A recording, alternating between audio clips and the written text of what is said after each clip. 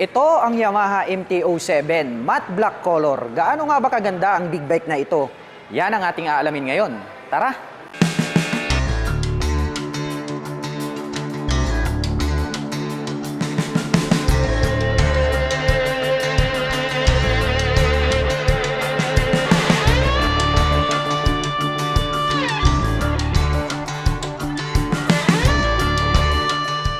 Ang angas din ng dating nitong kanilang Yamaha MT-07 dahil habang aking pinagmamasdan sa kanyang side profile ay talagang napaka-brusko ng kanyang dating. Mapunta muna tayo dito sa kanyang headlight. Dito sa gitna, nandirito po yung kanyang main light, which is ang ginamit naman nila rito ay projector lights, kaya asahan natin na makakapagbigay po yan ng high visibility day or night time. Ang ganda rin no, nung forma nitong kanyang daytime running light dito po sa magkabila. At sharp din yung edges nito pong kanyang additional cover, which is glossy black naman po itong kanyang color. At ito naman pong kanyang telescopic fork dito sa harapan, matte black yung color. Kaya mapapansin natin bagay na bagay yung kulay sa kanyang design dahil nga po classic na classic yung kanyang dating. Black is beautiful talaga. At pagdating naman po rito sa kanyang dual rotor disc brake, kaya no, so single naman po siya na rounded shape yung kanilang ginamit, magkabila po yan. Along with two-pot caliper na matte black yung color, and then meron naman po siya ritong star design, silver color naman po siya, very attractive. Ang kanya naman pong cast wheel is glossy black. At ang mga sukat ng gulong mga KLM dito po sa harapan, silipin natin dahil talagang napakalapad din itong kanyang stock tires. Ito po ay mayroong 120/70/17. At ang kanya naman pong stock wheel is pang city riding condition. Well, idagdag ko lang mga KLM, ito po palang ating Yamaha MT-07 ay equipped na po siya ng dual channel ABS, both front and rear. So ang kagandahan naman yan pagdating sa mga sudden stop, nothing to worry about dahil hindi po maglalak ang ating mga preno sa harap at likod. Well, mapunta naman po tayo rito sa kanyang fully digital meter panel display. Napakalapad din, no? Ayan, no? Very detailed lahat ng information for sure na makikita natin dito sa motorcycle na to. Sa mga button selector naman, mayroon po tayo ritong passing switch, ang kanyang trip and po, and then mayroon na din po siya ritong high beam and low beam, ang kanyang horn at ang kanyang turn signal selector. Hindi rito naman po itong kanyang clutch. Sa kabila naman, mayroon po siyang engine kill switch na pwede naman po nating i-turn off itong ating engine kapag nagkaroon po siya ng major problem. Included na rin po rito yung kanyang electric starter. Sa baba naman ang kanyang hazard. At nandito naman po itong kanyang front brake. Ang kanya naman pong stock na side mirror is dahon type. Maganda na rin mga KLM. At napakalaki talaga nitong kanyang timeless fuel tank. Anyway mga KLM, ito po pala ay mayroong fuel tank capacity na 14 liters. Napakamaskulado, no? Naka-emboss tong part na to, matte black along with glossy black finish. Well, pagdating naman po sa kanyang ignition, ito po ay equipped with mechanical key. May lock na rin po siya rito for safety purposes. Nandyan po pala siya sa bandang harapan, no? Naka-move forward dito itong kanyang screen display. Well, silipin naman natin itong kanyang fuel tank dito po sa side profile. Ang angas, no? Very pointed yung pagkaka-design dito. Silipin nga natin dito sa bandang ibaba.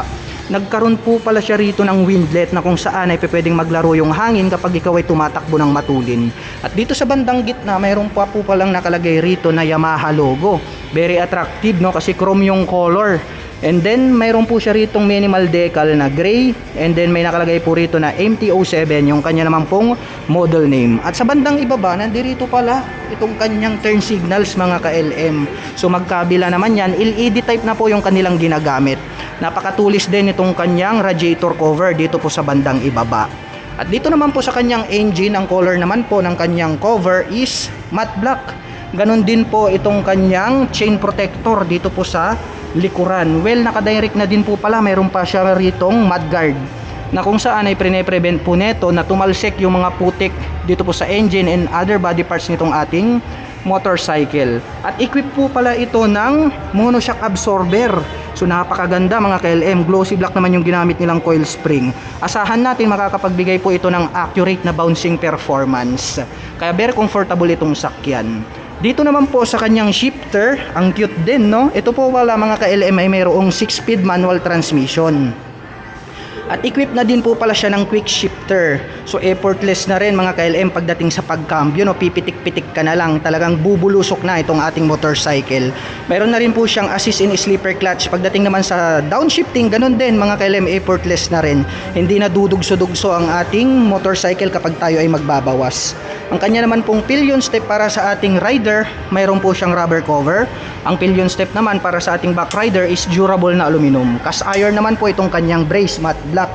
At nandirito naman po yung kanyang side stand at wala po itong center stand dahil nga mabibigat na itong motorcycle na to. Well, mapunta naman tayo rito sa kanyang upuan. Yun o, very premium mga ka-LM. Itong design ng kanyang upuan, nagkaroon ng two-tone color combination, matte black and then gray. May belt pa rito na pwedeng hawakan ng angkas para naman po ito para sa ating back rider. Ang ganda no ng kanyang forma, yung comfortability tignan natin, napakalambot din mga ka-LM. Silipin naman natin dito sa side profile, nagkaroon naman siya rito mga ka-LM ng additional na palikpik. Glossy naman na parang metallic black and then may nakalagay naman rito na Yamaha. Well, ito pong kanyang napakalapad at napakalaking swing arm, very durable no, cast iron po yan na matte black. Well, ikutan muna natin, mapunta naman tayo doon sa kanyang taillight dahil talagang napakaganda rin ng kanyang pagkaka-design, no? Very unique, no? Sharp din yung kanyang edges and then LED type na rin po siya. Itong kanyang rear fender, nagkaroon po siya ng brace dito na metal, very durable. At itong nakaumbok na part na to, ito po yung kanyang plate light. At mayroon po siyang light reflector dito sa gitna. Ito pong kanyang rear fender ang nagsisilbing kanyang plate holder. At nandirito naman po itong kanyang mahabang mga turn signals na LED type na rin po siya. Pagdating naman po rito sa kanyang single rotor disc brake dito po sa likuran, rounded shape along with single pot caliper na Nissin brand, matte black din po siya. At ito pong kanyang mags is glossy black naman po. At ang mga sukat ng gulong rito sa likuran, ito po ay mayroong 180 by 55/17. Napakalapad ng kanyang gulong mga ka-LM. Sports na sports yung kanyang dating. Well, kapag malapad po yung inyong gulong dito sa likuran ay talagang nakakapagdagdag po yan ng stability in any road condition. Ang ganda rin nitong kanyang stock pipe, no? Halos hindi natin pansin dahil nandirito po siya sa bandang ibaba. Yung color naman is silver, kaya very attractive, nangingibabaw dito sa kanyang pagka-matte black. Nandirito naman po itong ating rear brake at talagang napaka-brusko yung dating nitong kanilang MT-07. At ang atin pong Yamaha MT-07 ay meron pong 805mm na seat height. Ngayon naman ay susubukan nating sakyan para malaman natin kung gaano nga ba ito kataas.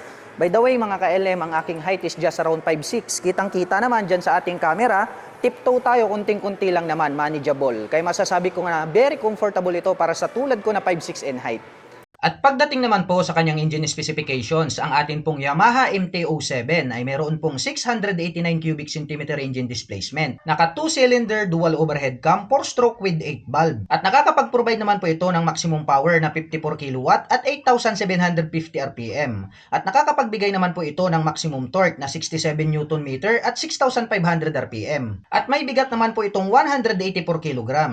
At ang presyo po ng ating Yamaha MT-07 ay nagkakahalaga po ng 499,000 pesos. At para naman po sa mga kababayan natin na nakapanood ng video na ito at interesadong maglabas ng kanilang Yamaha MT-07 ay available po ito rito po sa Revzone Guansun Group. Dito po yan sa Dagupan City, Pangasinan.